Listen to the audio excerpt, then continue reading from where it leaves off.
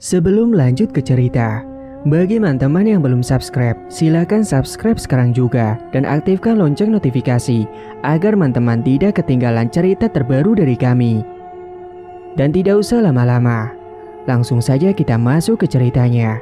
Selamat mendengarkan. Pagi itu, Herman dan Risa sedang bersiap-siap untuk pergi ke pasar berjualan sayuran. "Mas, ayo cepet, sudah kesiangan. Kamu lagi ngapain sih?" teriak Risa. "Iya bentar, ini aku masih cari kunci motor. Kok nggak ada ya? Kamu lihat nggak?" sahut Herman. "Coba di meja kamar mas," ucap Risa. Herman pun beranjak pergi masuk ke dalam kamar untuk mencari kunci motor. Dan akhirnya beberapa saat kemudian, setelah kunci motor itu dicari di dalam kamarnya, ternyata ada di atas meja rias. "Sudah ketemu belum mas?" "Sudah, ayo berangkat," jawab Herman. Pagi sekali sehabis waktu subuh, mereka mulai berangkat ke pasar sebagai rutinitas kesehariannya, yaitu berjualan sayuran di pasar. Jarak dari rumah menuju ke pasar sekitar 30 menitan. Mereka berangkat naik motor berboncengan berdua. Singkat cerita, beberapa saat kemudian akhirnya mereka pun sampai juga di pasar. Sesampainya di sana, Herman dan Risa mulai menata sayur-sayuran di atas meja dagangan mereka.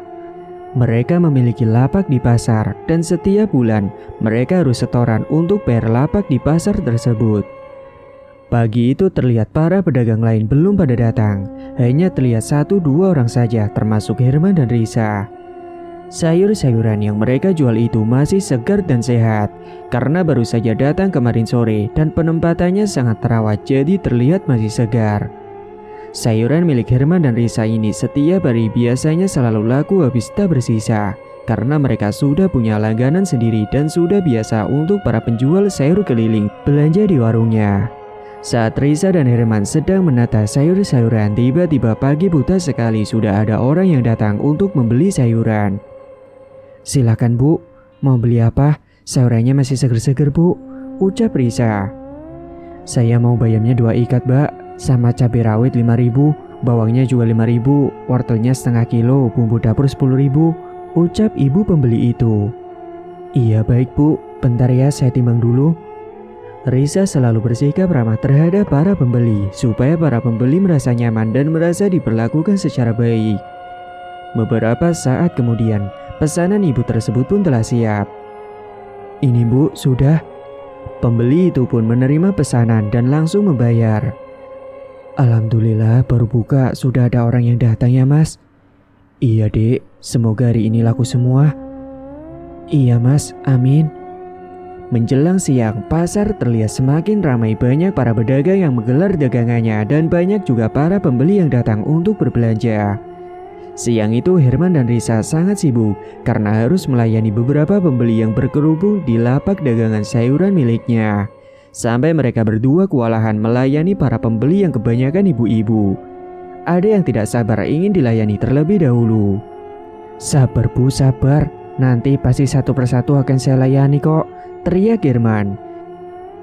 Singkat cerita, siang itu lapak sayuran dagangannya sudah habis tak bersisa, sehingga mereka bisa pulang lebih awal karena semua sayurannya sudah habis. Mereka pun merapikan lapak dagangannya sebelum mereka pulang dan menyapu lapak serta membuang sampah bekas sayuran yang sedikit layu. Setelah semuanya sudah rapi dan bersih, mereka pun segera pulang. Keduanya pulang sekitar pukul 1 siang. Padahal biasanya mereka pulang sampai jam 4 sore. Terik matahari sangat menyengat berada tepat di atas kepala. Beberapa saat kemudian mereka akhirnya sampai juga di kontrakan. Mereka berdua mengontrak karena mereka belum bisa untuk membeli rumah sendiri, sehingga mereka masih mengontrak. Mereka berdua juga belum diberi kepercayaan oleh Allah Ta'ala untuk memiliki momongan. Siang ini mereka pun dapat tidur siang karena tubuh terasa lelah, hari ini banyak sekali pembelinya. Dan sekitar pukul 3 sore mereka bangun. Sore ini mereka akan segera pergi ke tempat pemilik kebun sayur untuk belanja untuk dagangan besok. "Dek, ayo bangun dek, kita akan mau belanja," ucap Herman. "Iya mas," jawab Risa lesu. Dengan malas-malas, Risa pun terbangun sembari mengocok kedua matanya. Risa beranjak pergi ke kamar mandi untuk cuci muka terlebih dahulu. Setelah siap, mereka berdua pun pergi ke tempat pemilik kebun sayur. Letak rumah pemilik kebun sayur tersebut tidak terlalu jauh dari kontrakan mereka. Hanya berjarak sekitar 15 menit dengan menggunakan sepeda motor. Dan beberapa saat kemudian Herman dan Risa pun sampai di rumah pemilik kebun sayuran tersebut. "Assalamualaikum," ucap Herman dan Risa. "Waalaikumsalam," terdengar sautan salam dari samping rumah. "Herman, sini." Akhirnya Herman dan Risa pun menghampiri Pak Budi. "Sedang panen ya Pak?" "Iya nih Her, kamu mau belanja lagi ya?" "Iya Pak, seperti yang biasanya ya Pak." "Tenang, sudah saya siapkan, tinggal dibawa saja ke rumahmu," ujar Pak Budi. "Saya mau bayar Pak, sama yang kemarin yang masih ngutang, jadinya berapa Pak?" kata Herman.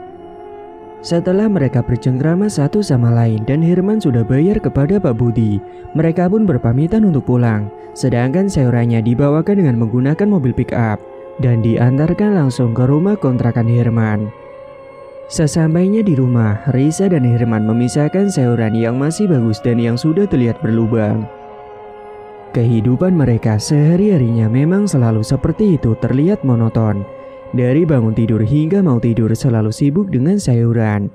Bahkan setiap hari Minggu yang semestinya orang-orang libur, mereka tetap berjualan di pasar. Keduanya berlibur kalau ada sesuatu saja, seperti salah satunya sakit atau ada acara keluarga, dan juga ketika ada hari besar saja.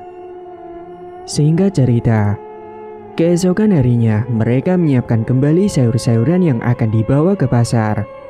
"Dek, itu tolong tomatnya bawa ke sini." "Iya Mas." Setelah semua sayuran sudah disiapkan untuk dibawa ke pasar, mereka langsung berangkat. Seperti biasa, sehabis subuh mereka langsung berangkat ke pasar. Pagi itu pasar terlihat sangat sepi. Hanya mereka berdua saja yang sudah datang di sana. Mungkin karena semalam habis diguyur hujan deras, jadi para pedagang yang lain malas untuk berangkat pagi lebih ke pasar. Pagi itu hawa yang dirasa memang sangat dingin sekali. Sampai Herman dan Risa pun juga memakai jaket tebal. Siang itu lapak sayur dagangan Herman dan Risa sepi. Tidak ada yang datang untuk membeli. Ada sih, tapi hanya 1-2 orang saja yang datang untuk beli sayur. Karena saat mereka sampai di pasar, hujan kembali turun dengan deras sampai siang hari. Bahkan para pedagang pasar yang lain pun banyak yang tidak berjualan. Karena hujan itu, mungkin para pembeli malas pergi ke pasar, sehingga lapak sayur dagangan Herman dan Risa pun jadi sepi. Sampai sore hari pun dagangan mereka masih tetap sepi. Hari itu mereka sedikit tidak bersemangat karena dagangannya laku beberapa saja. Akhirnya sayuran itu dibawa pulang kembali, dan mereka sampai di rumah sekitar pukul 4 sore. Mereka tidak belanja sayur ke rumah Pak Budi karena sayurannya masih banyak sekali. Bahkan sampai mereka pulang ke kontrakan, hujan itu masih tetap turun. Dan malam harinya mereka saling mengeluh satu sama lain. "Mas, gimana itu sayurannya? Apa besok masih segar?" tanya Risa. "Aku juga nggak tahu dek, semoga aja masih bagus dan segar." Memang sebelum-sebelumnya sayuran dagangan mereka selalu habis, dan baru kali ini mereka mengalami masih banyak sisa sayurannya. Jadi mereka tidak tahu harus dibagaimanakan sayuran itu agar tidak layu. "Sudah, tidur aja. Semoga besok sayurnya masih segar," ucap Herman. Keduanya pun segera pergi untuk tidur. Dan keesokan paginya Herman dan Risa bergegas bangun untuk melihat keadaan sayuran, dan saat dibuka ternyata sayurannya masih utuh. Hanya saja ada beberapa yang terlihat sudah layu. "Ini gak apa-apa mas kita jual hari ini?" tanya Risa. "Sudah gak apa-apalah, nanti kita turunkan harganya saja kalau ada pembeli yang protes," ucap Herman. "Lah kita rugilah mas." "Ya mau bagaimana lagi dek, kalau tidak kita turunkan harga nanti sayurannya tidak akan laku." Sebelum berangkat mereka memilih terlebih dahulu sayuran yang masih bagus dan yang sudah menjadi layu. Setelah sudah dipisahkan, keduanya bersiap-siap untuk berangkat ke pasar. Sesampainya di pasar seperti biasa mereka menata sayuran di atas meja lapak. Mereka duduk di lapak sembari memanggil setiap orang yang lewat. "Bu, sayur bu," teriak Risa. Namun tetap juga tidak ada yang datang ke lapak mereka. Mereka berdua sampai bosan sekali hanya duduk saja membuat mata lelah dan mengantuk. Mas, gimana nih? Dari pagi belum ada yang beli juga. Sabar, Dek. Beberapa saat kemudian tiba-tiba ada seorang ibu-ibu yang datang untuk membeli sayur. Sayurnya kok layu-layu seperti ini, Mas? Ucap si ibu itu. Saya kasih harga murah deh, Bu. Ibu mau ambil kangkung itu berapa ikat? Tanya Herman. 2 ikat aja lah, sama labunya 1 kilo. Iya Bu, siap. Saya timbangi dulu ya Bu, labunya. Semuanya jadi 15.000 saja Bu. Reisa yang sedang duduk mendengar apa yang dikatakan oleh Herman merasa tidak setuju. Dan saat ibu pembeli itu pergi, Reisa baru menegur suaminya. Mas, masa kamu jual dengan harga segitu sih? Rugi dong kita, ucap Reisa naik pitam. Ya gimana, daripada nggak laku. Aku yakin kalau tadi aku jual dengan harga yang sama seperti biasanya, pasti ibu itu tidak mau beli, jelas Herman. Namun Reisa tidak menjawab apa yang dikatakan oleh Herman. Reisa langsung terdiam dan kembali menatap ponsel yang sedari tadi ia genggam. Karena hari itu hanya ada satu pembeli saja yang datang ke lapak dagangan sampai sore hari. Mereka pun pulang dengan wajah yang tertekuk, tidak bersemangat, dengan membawa sayuran yang tidak laku lagi. Dan sesampainya di rumah, keduanya terlihat sangat lesu sekali. Ini sayurnya mau digimanain ya Dek? Kalau besok kita jual lagi pasti tidak akan laku, ucap Herman. Bagiin sama tetangga saja lah Mas, daripada dibuang kan malah sayang, jawab Reisa. Sore itu akhirnya Herman dan Reisa membagikan sayuran kepada para tetangganya. Setelah selesai dibagikan kepada para tetangga, mereka pergi ke rumah Pak Budi untuk belanja lagi. Ya mau tidak mau mereka harus tetap belanja sayuran untuk dijual besoknya. Namun kali ini, Herman dan Reisa belanja sayur lebih sedikit dari biasanya.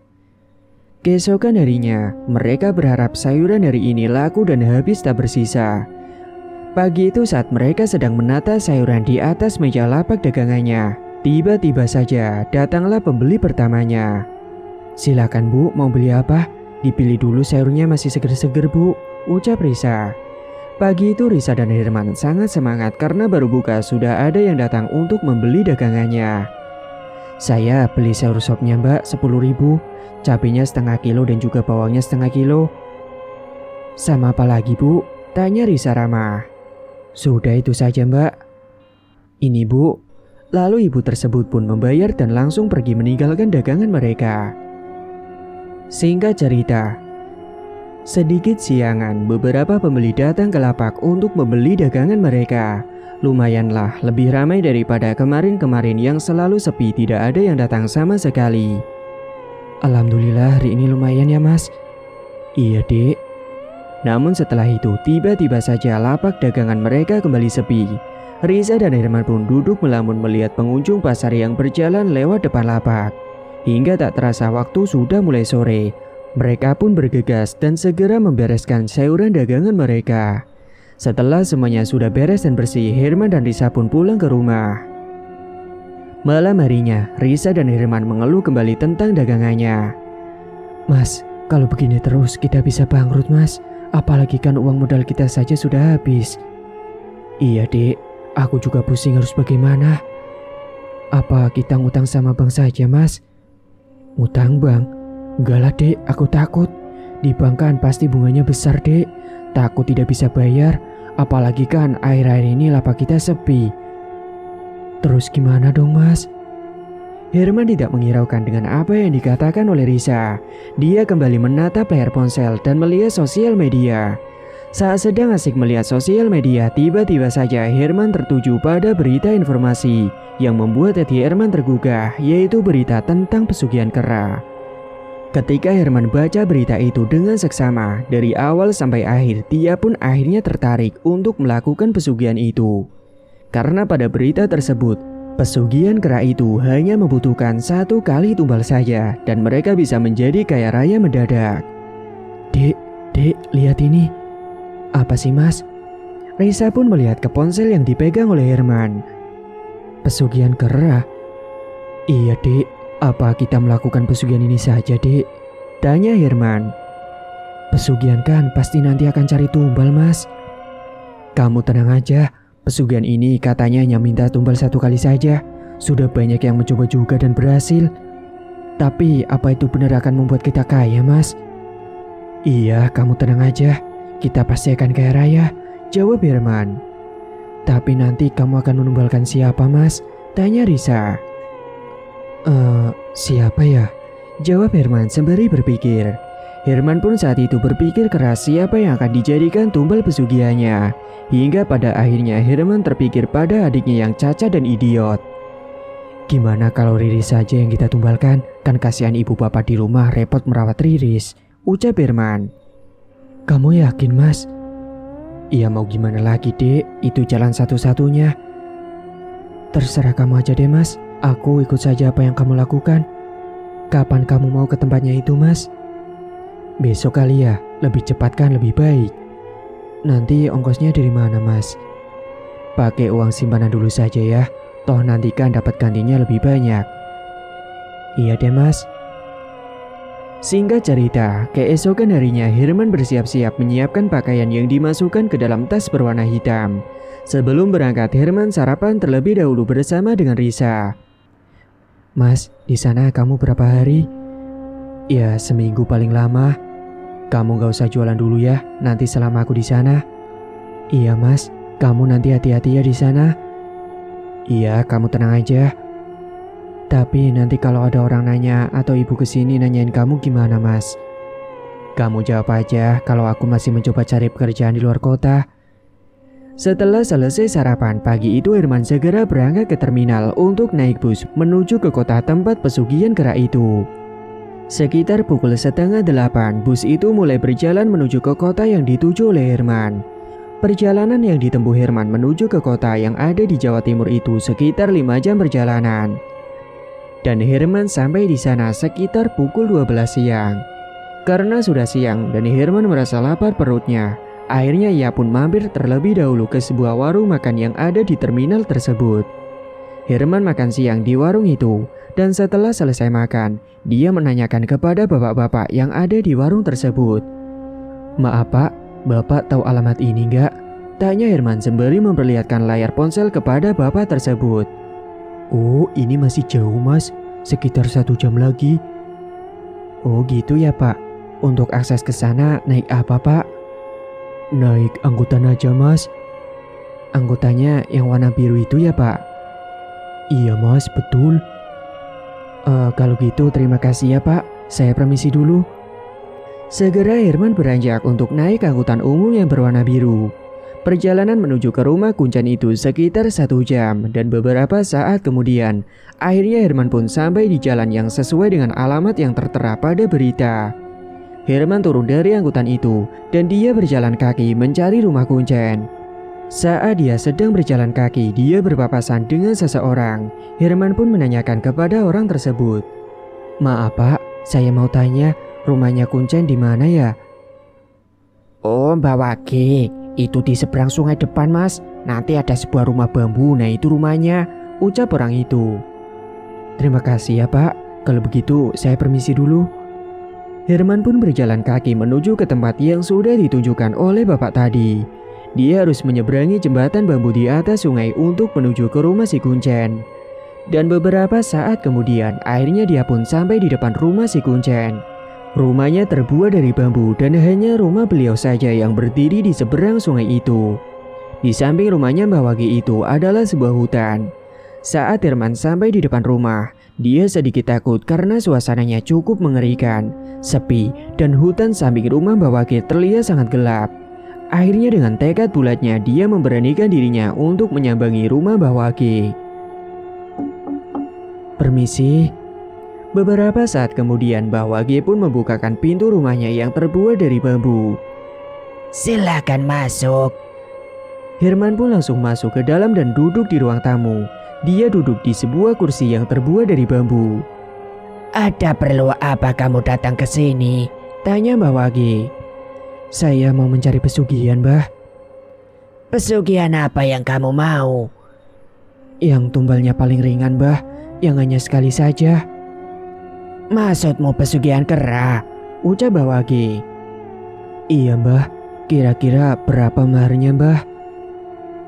30 juta, ucap Bawage. Baik Mbah. Herman pun mengambilkan uang yang ada di dalam tasnya.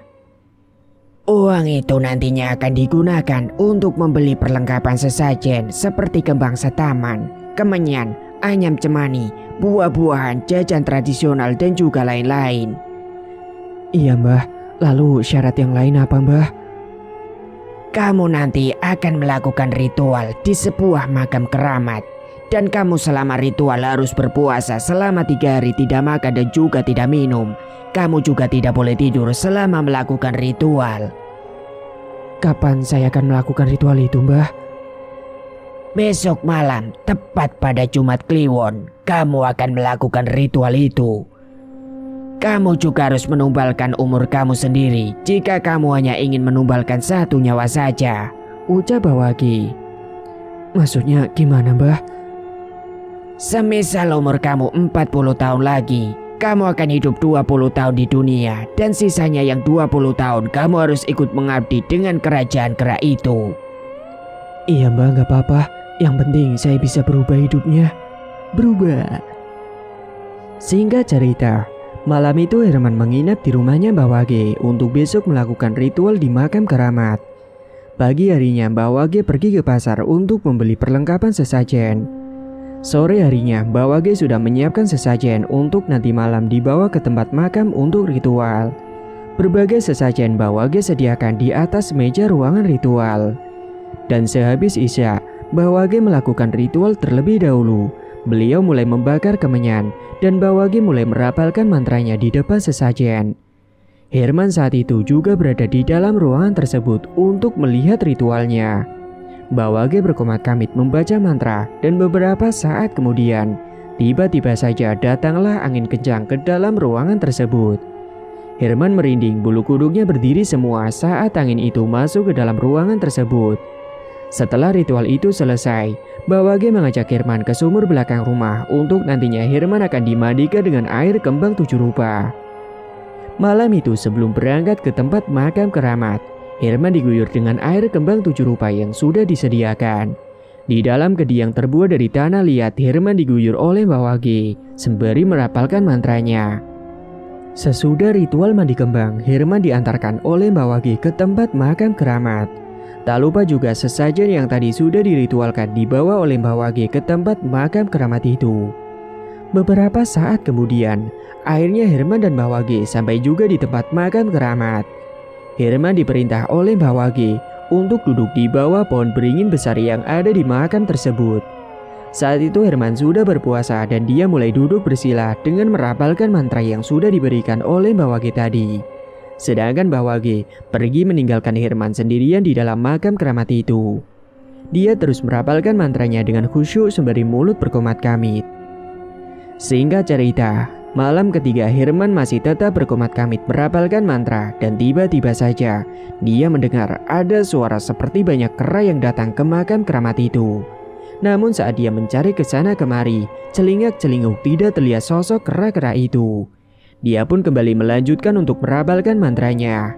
Dan tiba-tiba saja hembusan angin kencang datang ke arah tubuh si Herman. Seketika Herman kedinginan dan merinding, bulu kuduknya pun berdiri semua. Namun saat Herman melihat ke arah sekeliling pohon, tidak ada satupun pohon yang bergoyang-goyang. Angin kencang itu hanya datang menghampiri tubuh Herman.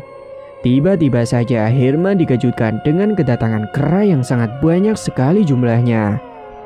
Kera itu turun dan mengitari tubuh Herman, membuat Herman semakin ketakutan dan juga merinding. Terlihat sebuah asap cahaya muncul di hadapan Herman, dan asap itu tiba-tiba saja berubah menjadi sosok kera yang berukuran besar sekali, membuat dia terperanjat. Dia tahu kalau sosok kera besar itu adalah raja dari pasukan kera. Apa maumu, wahai manusia? Saya mau hidup sejahtera dengan harta yang berlimpah. Sosok kera itu pun mengangguk seakan mengerti apa yang diminta oleh si Herman. Ada syaratnya. Apa syaratnya? Kamu harus membayar mahar dengan nyawa manusia untuk menjadi budak di kerajaanku. Baik. Seketika sosok itu menghilang dan sosok kera yang berjumlah banyak sekali itu juga menghilang secara tiba-tiba. Saat Herman lihat ke depan sesajen, dia terkejut saat melihat ada ayam cemani yang tadinya hidup tiba-tiba saja mati dengan sendirinya dan mengeluarkan darah yang juga berbau anyir. Dia pun terkejut ketika ada seorang yang menepuk pundak Herman. Saat dia melihat ke belakang, ternyata itu adalah Mbah Wage. Mbah Wage ini seperti tahu kalau Herman sudah bertemu dengan Raja Kera dan Mbah Wage datang untuk menjemput Herman pulang. Ayo kita pulang, kamu sudah berhasil.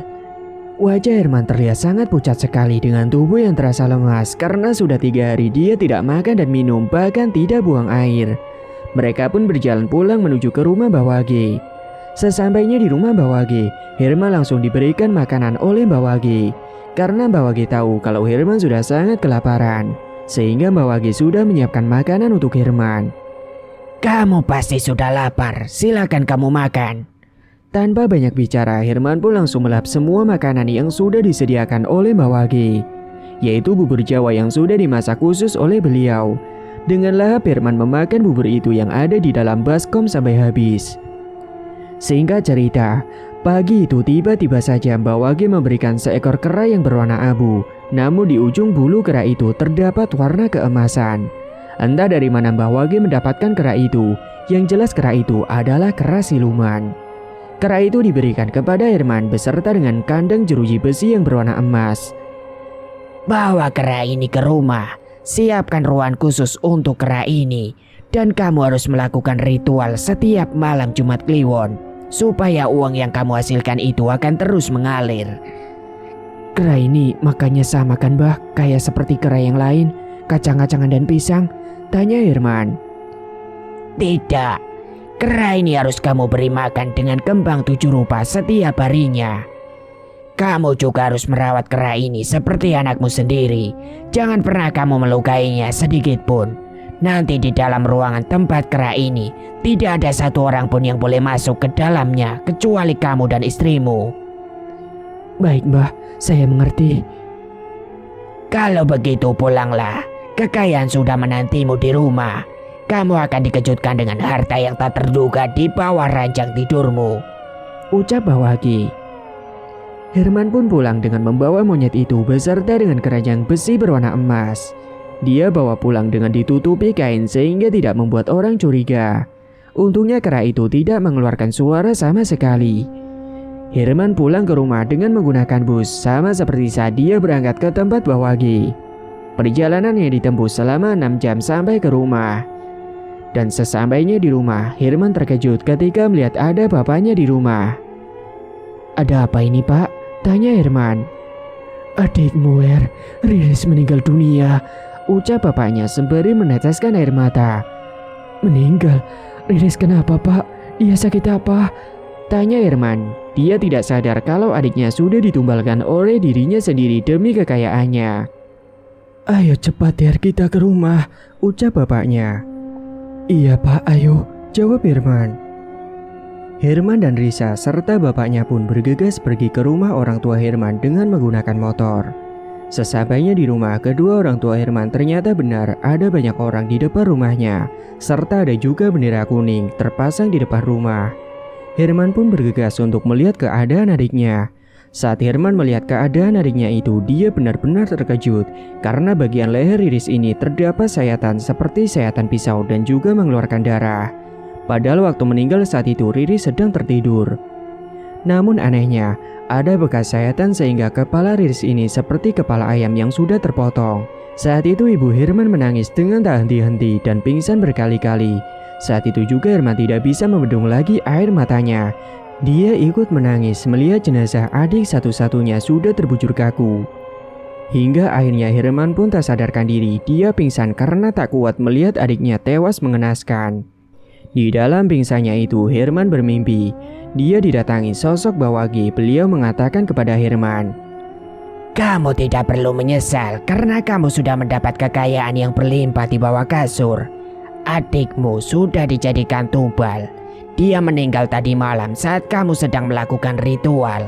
Dan saat kamu melihat ayam cemani itu mati, ketika itulah nyawa adikmu melayang ikut dengan kerajaan kera.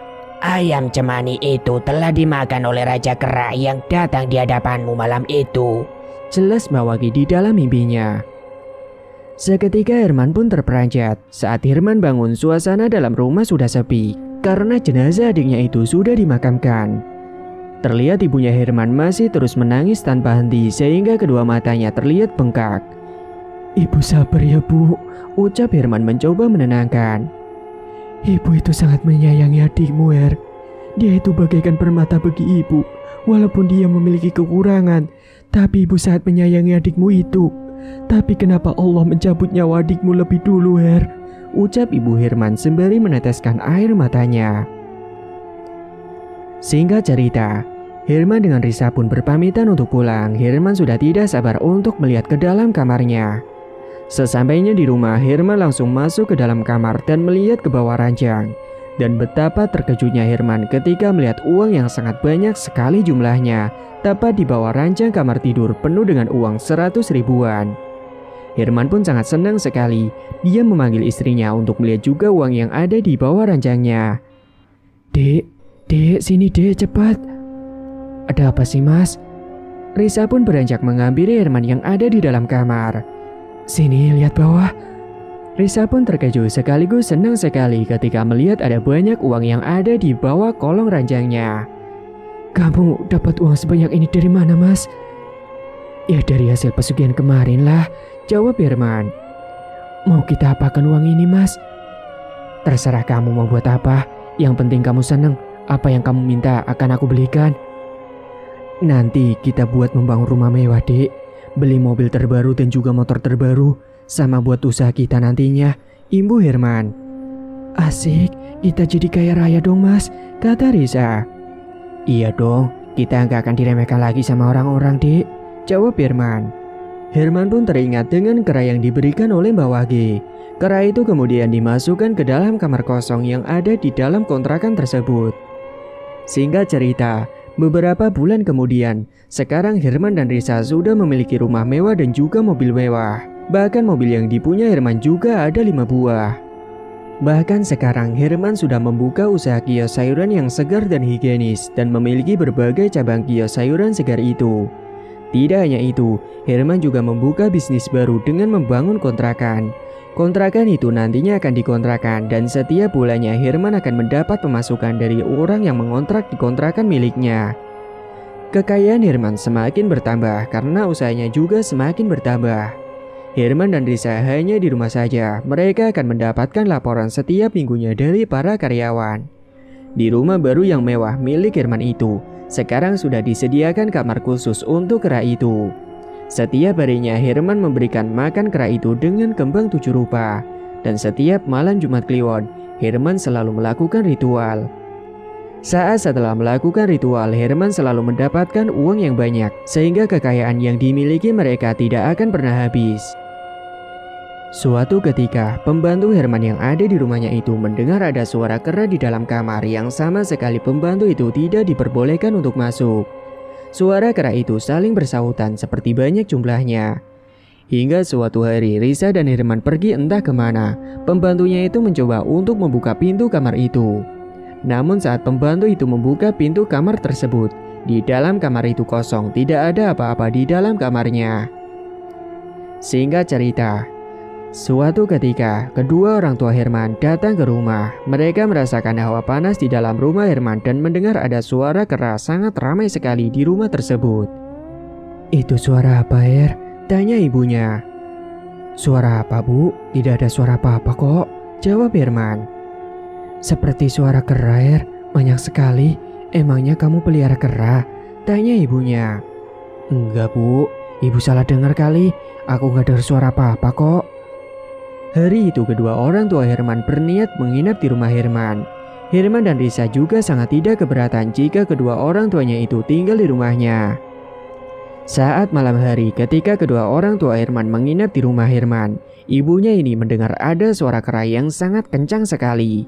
Karena penasaran, dia pun pergi ke depan dan mencari sumber suara itu. Namun saat ibunya Herman mencari ke sana kemari tidak ada apa-apa. Tapi suara itu masih terdengar jelas dan anehnya Herman, Risa dan juga para tetangga sekitar tidak mendengar suara kera yang sangat keras sekali bersautan itu. Pagi harinya karena ibunya tidak nyaman tinggal di rumah Herman, akhirnya paginya pun ia pamit untuk pulang ke rumahnya karena merasa tidak nyenyak berada di rumahnya si Herman.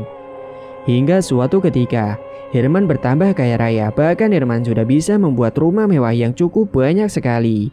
Sekarang Herman memiliki 3 rumah mewah, namun suatu ketika Herman sempat bermimpi dia didatangi oleh sosok Raja Kera. Sosok itu menampakkan wujudnya di dalam mimpi Herman dengan wajah yang menyeramkan. Seketika Herman terbangun dengan napas yang tidak beraturan, tubuhnya pun penuh dengan keringat. Dia sangat ketakutan ketika didatangi oleh sosok kera itu. Singkat cerita, Herman mendapat kabar dari Risa kalau dia tengah hamil. Kebahagiaan keduanya pun semakin bertambah ketika Risa tengah hamil. Herman sangat memanjakan istrinya, apa yang diminta akan dituruti oleh Herman. Mereka benar-benar menjaga kandungannya Risa yang telah lama dinanti-nanti di dalam pernikahan mereka. Singkat cerita, beberapa bulan kemudian, suatu ketika saat siang hari, Risa mengeluh kepada Herman kalau perutnya terasa sakit sekali.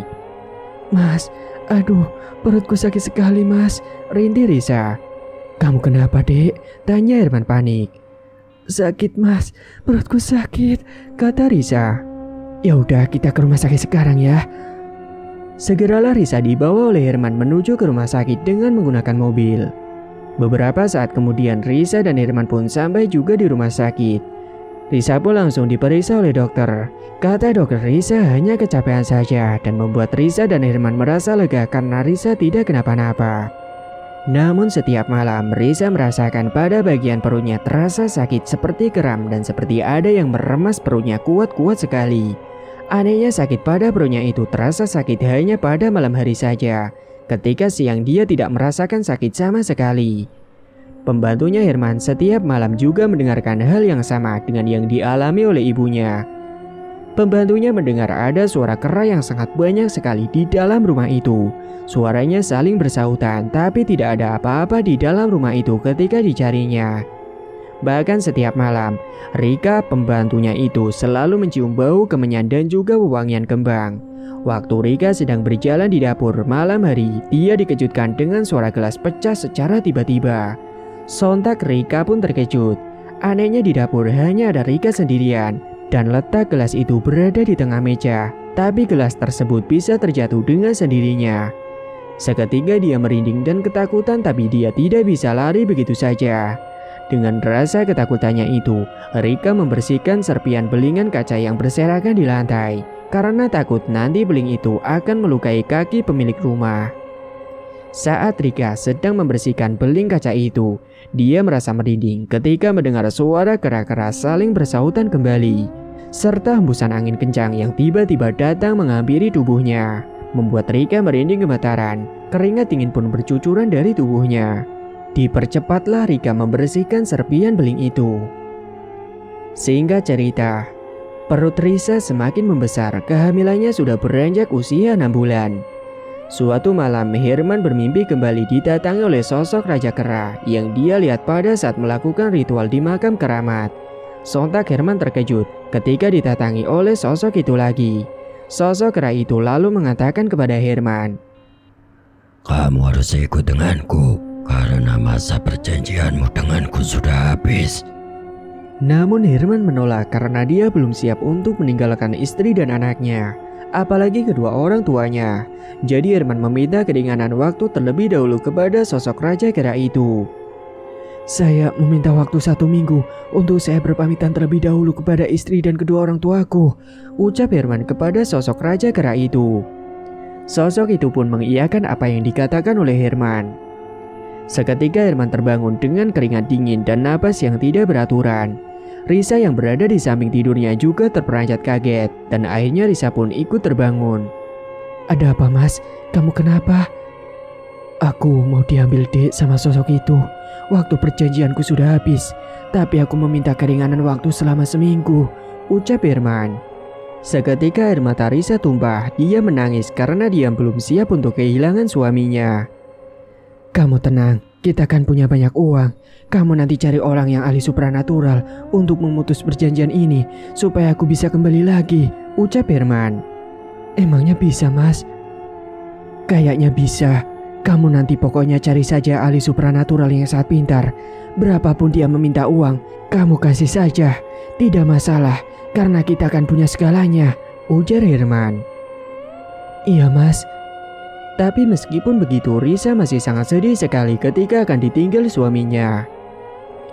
Singkat cerita, seminggu kemudian, saat Risa terbangun dari tidurnya, dia mencari keberadaan Herman suaminya. Dia mencari ke sana kemari namun tetap saja tidak ada. Risa pun teringat dengan apa yang dikatakan oleh Herman seminggu yang lalu, kalau Herman sudah diambil oleh sosok Raja Kera. Saat itu Risa langsung menangis histeris. Risa bingung harus mencari kemana orang ahli supranatural itu. Dan saat sore hari, Risa sedang duduk di belakang rumah sembari mengelus perut dan menatap layar ponselnya. Risa melihat ada berita tentang orang yang ahli supranatural. Saat dibaca dengan teliti, Risa pun tahu tempatnya di mana. Di berita tersebut terdapat nomor telepon ahli supranatural tersebut. Risa pun langsung menghubungi ke nomor yang tertera di berita tersebut. Setelah Risa menghubungi ke nomor tersebut, Risa mengundang orang itu untuk datang ke rumahnya. Dan orang itu pun menyanggupi untuk datang ke rumah Risa. Beberapa hari kemudian beliau datang ke rumahnya Risa. Permisi. Rika pun kemudian membukakan pintu rumahnya. Silakan masuk, ucap Rika mempersilahkan beliau masuk. Risa pun datang menghampiri ke ruang tamu ketika mendengar ada suara tamu yang datang. Jadi bagaimana kejadiannya, Bu? Tanya Pak Saban. Risa pun menceritakan semuanya tentang yang dilakukan oleh suaminya selama ini dari awal hingga sampai sekarang. Waktu itu, suami saya melakukan pesugihan, Pak, dan sudah ada perjanjian, dan perjanjian itu sudah habis. Dan sekarang suami saya ikut ke alam tersebut. Saya mau suami saya bisa kembali lagi bersama saya, Pak, ucap Risa. Bisa, tapi banyak syarat yang harus kamu penuhi, ucap Pak Saban. Apa syaratnya, Pak? Aku akan melakukan semuanya dan saya akan membayar berapapun yang Bapak minta. Kamu harus menyiapkan 7 ekor ayam hitam, kambing hitam 3 ekor, dan kerbau hitam 3 ekor, serta sesajen untuk nantinya dilakukan ritual. Baik, Pak. Nanti akan saya cari semua syarat itu. Kalau begitu, saya harus menginap di rumah kamu selama seminggu untuk nantinya melakukan ritual, ujar Pak Saban. Iya, Pak. Silakan. Nanti Bapak tidur di kamar tamu saja. Singkat cerita, beberapa hari kemudian Risa pun sudah mendapatkan semua persyaratannya, yaitu 7 ekor ayam hitam, 3 ekor kambing hitam, dan juga 3 ekor kerbau hitam serta beberapa sesajen. Lalu tepat pada malam Jumat Kliwon, Pak Saban melakukan ritual di dalam ruangan yang ada sosok keranya. Di sana Pak Saban melakukan ritualnya setiap malam selama seminggu tanpa henti. Ruangan itu selalu ditutup rapat oleh Pak Saban agar tidak terganggu. Pak Saban di dalam ruangan tersebut berkomat kami di depan sesajen dan juga syarat-syarat yang sudah disediakan. Hewan-hewan itu sudah dipotong sebelumnya. Di dalam ruangan itu, Pak Saban merasakan ada hembusan angin yang masuk ke dalam ruangan itu. Saat itu juga sosok Raja Kera datang dengan membawa tubuhnya Herman. Sosok itu sudah bersepakat dengan Pak Saban dan semua sesajen itu diberikan kepada sosok Raja Kera tersebut. Risa yang berada di depan kamar penasaran karena mendengar ada suara seperti banyak orang yang berbicara. Ternyata saat itu Pak Saban sedang berbicara dengan sosok Raja Kera dan melakukan perjanjian. Risa mengetuk pintu dengan keras. Beberapa saat kemudian Pak Saban pun membukakan pintunya. Dan saat pintu sudah terbuka, Risa terkejut ketika ia melihat ada suaminya sedang duduk berada di samping Pak Saban. Risa pun langsung memeluk Herman, begitu juga dengan Herman memeluk tubuh Risa. Setelah semuanya sudah selesai dan Herman sudah kembali, Risa memberikan uang yang cukup banyak, yaitu 1 miliar untuk Pak Saban. Terima kasih ya Pak, sudah membuat suami saya kembali. Sebagai imbalannya, ini uang untuk Bapak. Tolong diterima ya Pak, sebagai tanda terima kasih saya kepada Bapak, ucap Risa. Pak Saban pun tidak menolak pemberian dari Risa.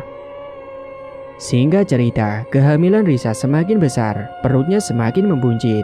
Namun Risa merasakan sakit saat malam hari. Dia ditatangi oleh sosok tinggi besar berwujud kera, dan Raja Kera itu mengatakan kepada Risa, Ayo ikut denganku. ucap sosok itu. Tidak mau, teriak Risa. Namun malam itu Risa dibawa oleh sosok itu beserta dengan bayi yang ada di dalam kandungannya. Hingga pagi harinya, Herman terkaget karena tidak mendapati Risa di sampingnya. Risa tidak ada di kamar, dia mencari ke sana kemari ke rumah-rumah tetangga namun tidak ada juga yang melihatnya. Herman tidak tahu kalau istrinya ini sudah dibawa pergi oleh sosok Raja Kera tersebut.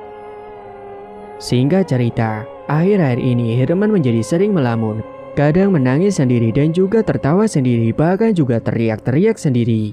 Karena takut, Rika pembantunya pun akhirnya pergi dari rumah itu dan tidak bekerja lagi di rumah Herman. Herman menjadi gila karena dia sudah mencari ke sana kemari istrinya namun tidak ditemukan. Herman sekarang seperti orang linglung, dia gila, dia selalu berjalan-jalan ke jalanan sembari teriak-teriak memanggil istrinya. Risa, kamu di mana? Ternyata Risa diambil oleh sosok Raja Kera karena Risa akan dijadikan istrinya dan anaknya yang ada di kandungannya itu juga akan dijadikan anak Raja Kera. Itu semua sebagai ganti tumbal pesugihan yang dilakukan oleh suaminya. Hingga suatu ketika Herman ditemukan oleh tetangganya. Herman tewas tertabrak sebuah truk saat sedang berjalan mencari-cari keberadaan si Risa. Dan sekarang seluruh aset dan juga rumah apapun itu milik Herman sudah terbengkalai dan angker. Karena semua yang berkaitan dan bersekutu dengan jin itu akan berakhir menderita dan akan meminta tumbal meskipun sudah digantikan dengan hewan sebagai ritual ganti nyawanya. Tapi yang namanya tipu daya jin itu pasti akan tetap berjalan sampai pemilik pesugihan itu berakhir menderita. Semoga kita bisa memetik hikmah dan pelajaran yang bisa diambil dari kejadian ini. Jangan sampai kita terjerumus dengan ilmu hitam yang akan menyesatkan kita nantinya. Pertebal iman kita, dekatkan diri kita kepada Allah Ta'ala. Karena sesungguhnya datangnya rezeki itu hanya dari Allah Ta'ala. Mintalah rezeki kepada Allah. Allah Maha Pengasih, apapun yang diminta hambanya pasti akan diberikan. Tamat. Cerita pun selesai. Terima kasih bagi teman-teman yang sudah menyimak cerita hingga akhir. Dan bagi yang belum bergabung, silakan tekan tombol subscribe sekarang juga dan aktifkan lonceng notifikasi agar tidak ketinggalan info updatean terbaru dari kami. Sekian dulu dari Mang Ripan, terima kasih sudah menyimak. Wassalamualaikum warahmatullahi wabarakatuh.